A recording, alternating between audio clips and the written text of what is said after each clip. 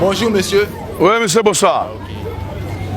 À vous entendre parler, je crois que j'ai des problèmes en langue française et en cours biblique. Donc j'aimerais vous poser des questions. Voilà. Mais en attendant... Il dit quoi? J'ai dit qu'en vous écoutant parler, j'ai l'impression d'avoir des problèmes en langue française et en cours biblique. Donc j'aimerais poser des questions. Mais avant de poser la question, j'ai cru vous entendre dire que pour connaître quelqu'un, il faut le voir. Je voulais vraiment savoir si c'est ce que vous avez vraiment dit. Pour continuer. Pour connaître quelqu'un, est-ce qu'il faut le voir? C'est ma première question d'abord. Mais on ne peut jamais connaître quelque chose qu'on n'a jamais vu. Okay. Donc ma question légitime, c'est où avez-vous vu Jésus? Où j'ai vu Jésus? Oui. Merci. Amen. Amen.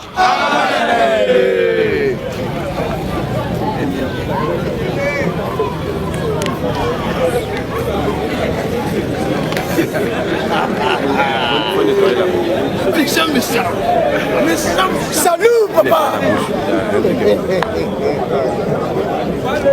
C'est bon.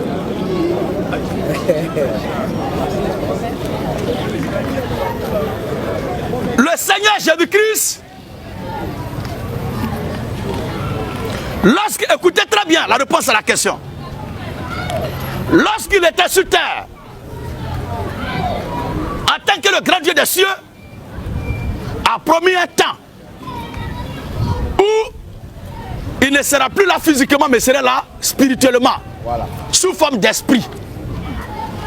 Et à ce stade, voici ce qu'il dit. Heureux. Oui.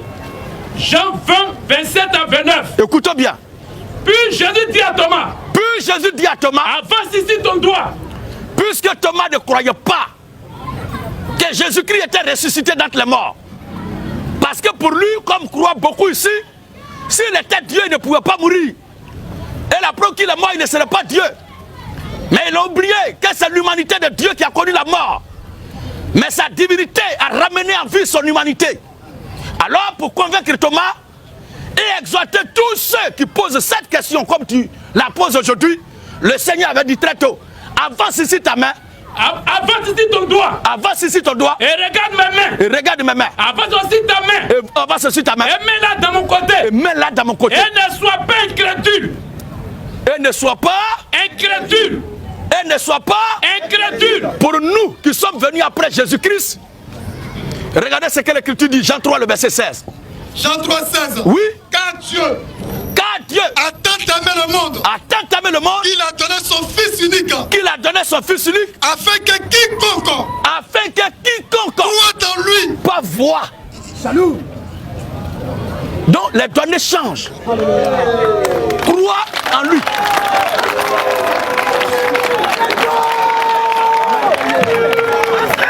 Alléluia. Amen.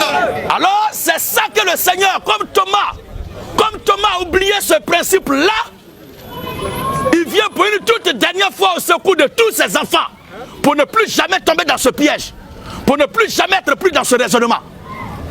Il rappelle Thomas, il le ramène à l'ordre, pour dire, je ne suis pas encore parti déjà, tu as oublié. N'oubliez pas ce qu'il a dit.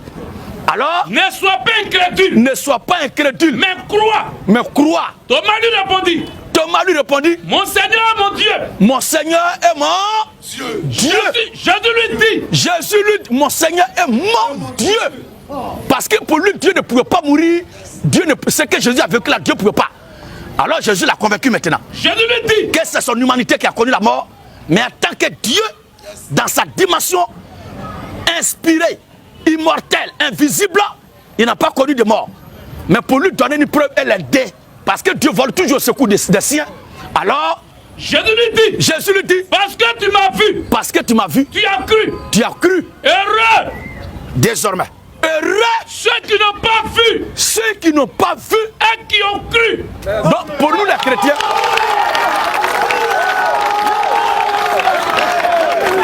salut papa. Alors désormais, pour nous les chrétiens, ce que le Seigneur a dit là, c'est ce que nous suivons. Croire sans avoir vu est biblique, mais Croire sans avoir entendu n'est pas biblique. Croire sans avoir vu est biblique. Et il y a une période que Dieu a décidé cela. Et c'est ce que nous vivons. Mais croire sans avoir entendu, comme certains prophètes disent qu'ils n'ont rien vu, n'ont rien entendu, mais croient. Nous disons que ceux-là sont des inconscients. Mais croire sans avoir vu est biblique. Alors le dernier passage avant que tu te prennes la parole. 2 Corinthiens 6, le verset 7. Oui. Car nous marchons par la foi. Nous marchons par la foi. Et non par la vue. Voilà. Salut, papa. Donc, nous les chrétiens, notre promesse de foi reposant sur la foi, croire, et non pas sur la vue, la visu. Non, c'est bon d'abord, il ne faut pas gaspiller, on ne sait jamais. Mais comme à l'époque de Jésus-Christ, il était question, alléluia, de se présenter à l'humanité tout entière, il était obligé de résoudre cette équation à cette époque-là. C'est pourquoi il n'a pas dit, oh la vie éternelle, c'est qu'ils croient. Non, mais c'est qu'ils te connaissent. Donc connaître ici, on ne peut pas connaître ce qu'on n'a pas vu. Après qu'il l'ait vu et qu'eux ils ont compris cela, ce que vous avez vu, et vous avez vu, et vous avez cru et attendu de moi là, allez-y maintenant prêcher ça aux autres. Le maître est parti, il laisse les instructions aux disciples. Allez-y leur dire ce que vous avez entendu de moi et ce que je suis. Et c'est dans cette période que nous sommes. Alors si quelqu'un leur a dit, je vais voir Jésus avant de croire, pour nous, c'est quelqu'un que Dieu n'aime pas. C'est la preuve que tu es né pour aller en affaire. Parce qu'il a dit, celui qui vous écoute, m'écoute. Donc nous sommes situés sur ce point. Voici la réponse à cette question. Monsieur Gédéon, il y a une déduction qui se fait dans ce que vous dites. Je n'entends pas ce que tu dis. Hein? Il y a une déduction qui se fait dans ce que vous dites. Oui. La déduction, c'est que vous ne connaissez pas Jésus. Vous croyez en Jésus. C'est une nuance.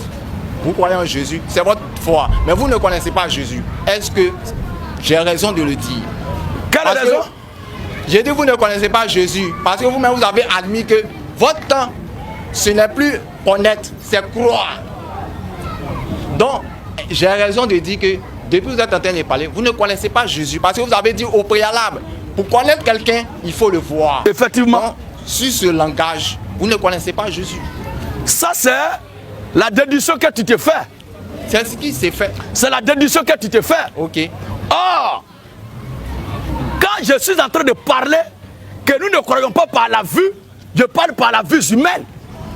Mais ceux qui croient en Christ de moi là, n'est pas mon côté physique. Ne vous mêlez pas de certains discours qui ne vous intéressent pas. Tu comprends, non? Oui, oui. Comme il est esprit là, c'est mon esprit. Écoutez, arrêtez de faire bruit. Arrêtez de faire bruit. Ne vous mêlez pas d'un sujet qui ne vous amènera nulle part. Occupez-vous de vos problèmes. Ce qui de moi croit en Jésus là, concerne Jésus là. Parce que pour toi, c'est le corps physique qui est en face de toi. C'est à ce corps physique-là que tu demandes s'il a vu Jésus. Or, ce n'est pas ce corps physique-là qui s'appelle Gédéon que tu vois là, qui est en train de parler de Jésus. Non. Si tu fais un effort même pour te lever un peu en esprit, c'est Jésus-Christ lui-même qui est en train de parler.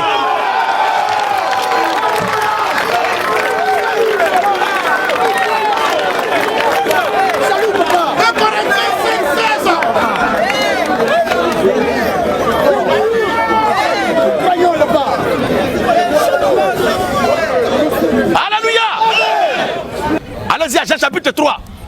Jean 3. Oui.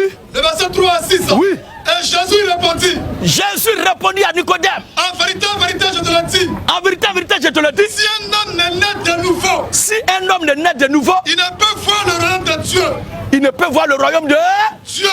Oh, toi, actuellement là. Pour toi, tu as en face de toi le vieil et l'ancien homme. C'est lui qui n'a pas vu Jésus. Raison pour laquelle tu dis qu'il ne le connaît pas. C'est l'homme physique que tu vois là. Oh, ce n'est pas de lui qu'il est question.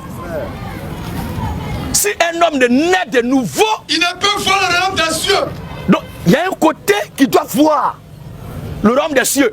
Oh, Or, le royaume des cieux est un être divin. Et qui est le royaume des cieux? C'est Jésus-Christ. Permets qu'on lise. Pour l'identification du royaume de Dieu. Luc 17. Oui. Le verset 20 à 21. Il est seul ou bien? Luc 17, 20 à 21. Oui. Les pharisiens demandaient à Jésus. Les pharisiens demandaient à Jésus. Quand viendra le royaume de Dieu? Quand viendra le royaume de Dieu? Jésus leur répondit. Jésus leur répondit. Le royaume de Dieu Le royaume de Dieu ne vient pas de manière ne vient pas de manière à frapper les regards. à frapper les. À frapper les. Si un homme. Ne naît de nouveau. Si un homme est né de nouveau. Il ne peut voir le royaume de Dieu. Oh, le royaume de Dieu ne vient pas de manière À frapper les regards. Oui. On ne dira point. On ne dira point. Il est ici. Il est ici. Où il est là. Où il est là. Car voici. Il n'a pas dit vois là-bas. C'est ça. Mais voici. Le royaume de Dieu. Au jour du Seigneur Jésus-Christ, quand il parlait ce jour-là, il dit voici le royaume de Dieu est au milieu de vous. est au milieu de vous. Mais quelle est la condition? Alléluia. Quelle est la condition pour voir que le royaume de Dieu, Christ là, est au milieu de nous? Quelle condition pour le voir? C'est ça.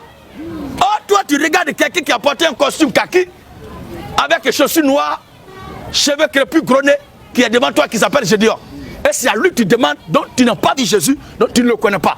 Effectivement, Gédéon que tu vois n'a jamais vu Jésus et ne le connaît pas.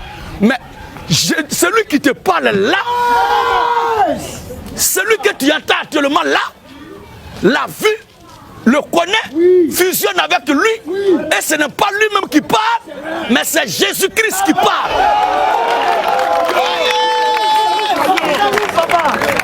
Alléluia. Vas-y frère. 2 Corinthiens 6, Jean 3, 6. Et Jésus répondit. Jésus répondit. En vérité, je te le dis. Hein? Si un homme n'est né de nouveau, Si un homme n'est né de nouveau, il peut voir le royaume de Dieu. alors si tu étais né de nouveau, tu comprendrais ça. Oui. Et Nicodème lui dit. Nicodème lui dit, Comment un homme peut-il naître? tu vois comme il est charnel, il est humain, il est naturel, il est primitif encore.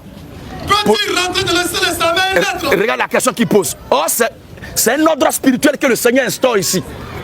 C'est une réalité nouvelle qui n'a rien à voir avec l'ordre ancien. Mais lui, étant l'homme animal toujours, il demande de rentrer dans le ventre de sa maman et de sortir. Comment il va faire ça? Oui. Et Jésus répondit. Jésus répondit. En vérité, je te le dis. Hein? Si un homme n'est né d'eau et d'esprit, Si un homme n'est né d'eau et d'esprit, il ne peut entrer dans le royaume de Dieu. oh Dieu est Esprit. Alors, C'est qui est né de la chair. c'est la chair que tu vois La actuellement. chair. La chair n'a jamais vu Jésus, effectivement. La chair ne le connaît pas, effectivement, comme tu l'as dit.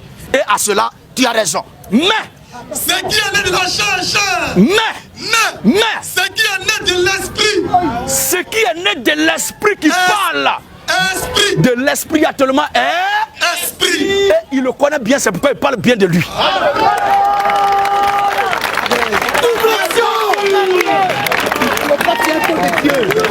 Salut papa. Quelle joie immense. Je vais retoquer. Je vais retoquer. Ok. Je vais évoluer sur un second passage. Vas-y. Ok.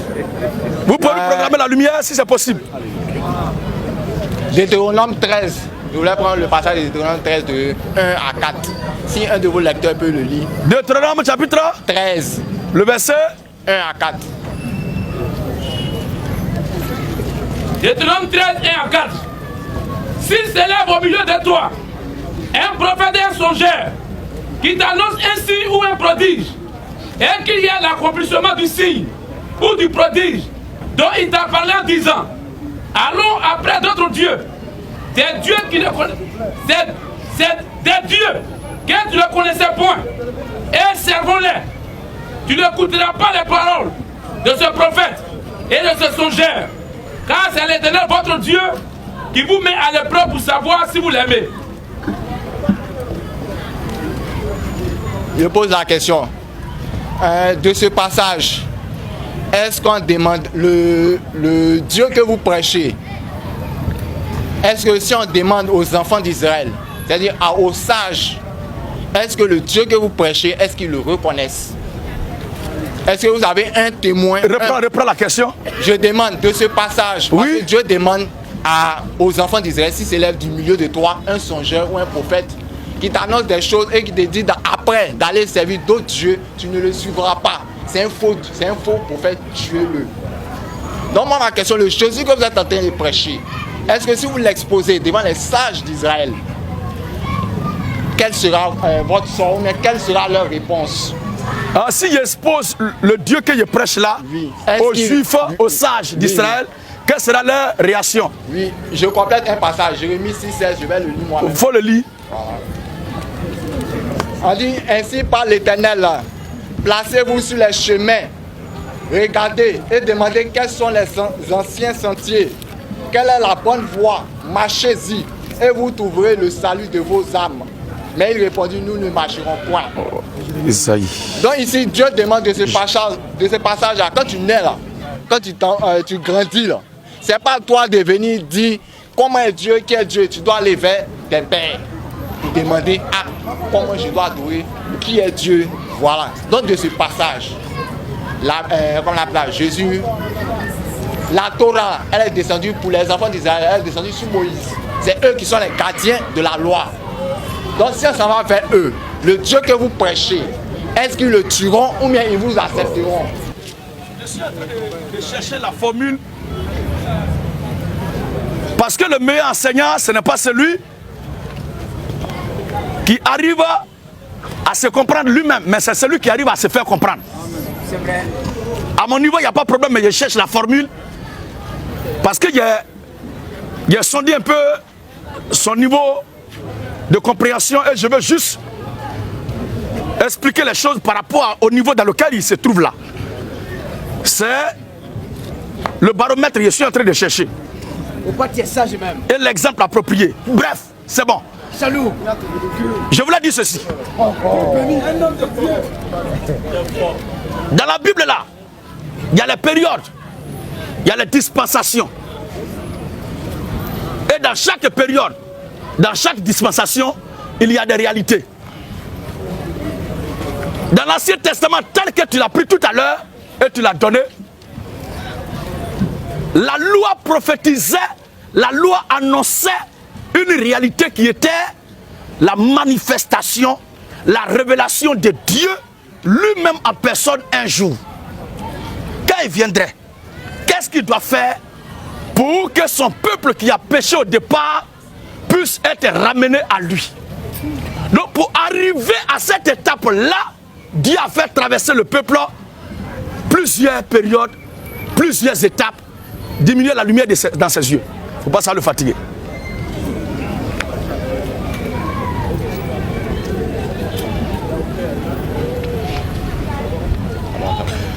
Plusieurs étapes, plusieurs dimensions, plusieurs escaliers pour permettre au peuple de mieux appréhender Dieu.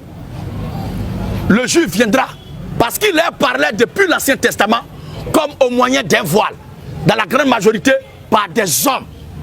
Et ces hommes-là préparaient l'esprit du peuple. Et eux, ils venaient pour faire le portrait robot. Ils faisaient le portrait.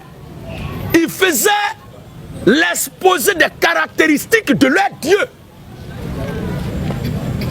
Tant ils entendent la voix, tôt ils entendent le bruit, le son. Alors ils utilisaient les hommes. Et ceux-là, ce sont eux-mêmes les enfants d'Israël qui ont fait la promesse, qui ont fait la demande à Dieu en disant, quand Dieu nous parle là, sa voix nous fatigue, ça nous terrorise, ça nous trouble. Il ne faut plus qu'il nous parle lui-même directement, mais il faut qu'il te parle et que désormais il parle à l'un de nos frères, un homme comme nous, pour que lui nous transmette sa parole, pour ne pas qu'on soit embrouillé, on soit troublé parce que sa voix nous fatigue. Et Dieu a agréé cette demande-là. Depuis cette époque, Dieu utilisait des corps humains, utilisait des hommes pour s'adresser à son peuple. Alors si le peuple n'écoute pas son propre frère que Dieu suscite, ça veut dire que c'est lui-même qui n'a pas été sincère dans sa demande. Parce que c'est lui qui avait demandé à Dieu d'utiliser son propre frère pour lui parler. Donc on ne doit pas mélanger les choses. Mais dans la nouvelle alliance, l'alliance de la grâce, Dieu lui-même vient en personne. Il n'a pas envoyé quelqu'un, mais il décide de venir lui-même en personne. Maintenant, en ce qui concerne la question que tu as posée, est-ce que si moi, en tant qu'un homme des nations, qui n'est pas hébreu, c'est ça non? Ou bien en tant qu'un enfant, si je vais devant aujourd'hui les sages d'Israël, les rabbins, les détenteurs, les érudits, les gages des alliances qui ont conservé tout ce que tu as dit, si je vais devant eux aujourd'hui, comment ils vont me traiter, comment ils vont me prendre, c'est ça non? Oui, oui. C'est la question? Oui, oui. La façon dont ils vont me prendre, voici ça. Luc chapitre 4. De la même façon, ils ont pris le maître lui-même. C'est comme ça ils vont me prendre. Seulement ceux qui sont destinés, je reprends encore, seulement ceux qui sont destinés à la vie éternelle croiront. Parce qu'avant toute chose, il y a deux réalités. La terre est cohabitée par deux semences qui viennent de deux origines. Lesquelles semences se sont mélangées sur la terre. Et dans ce monde-là, nous disons que notre planète Terre est un macrocosme dans lequel habite un microcosme. Et le microcosme est l'ensemble des élus de Dieu qui habitent dans le macrocosme, qui est l'ensemble des habitants de la terre. Maintenant, quand la pensée de Dieu est exposée, quand la vérité de Dieu est exposée, c'est le microcosme seulement qui prête attention. Pendant ce temps, ça provoque l'énervement, l'aigreur, la colère dans le macrocosme. Je vais te faire voir juste un passage biblique. Mais je tiens à souligner que nous les nations, nous ne sommes pas destinés à aller prêcher aux Hébreux. Je reprends encore. Nous les nations, nous ne sommes pas destinés à aller prêcher aux Hébreux. Parce que l'Écriture a très bien prédéterminé, bien défini les précarés et les espaces de l'exercice ministériel, spirituel de chaque serviteur de Dieu qui vient. Vous comprenez bien? Alors un homme des nations ne peut pas quitter ici pour aller prêcher aux Juifs. Voilà. Alors, Luc 4 à partir verset 16. s'il arrivait, au cas où ça arrivait comme tu l'as dit, regarde même. Alors,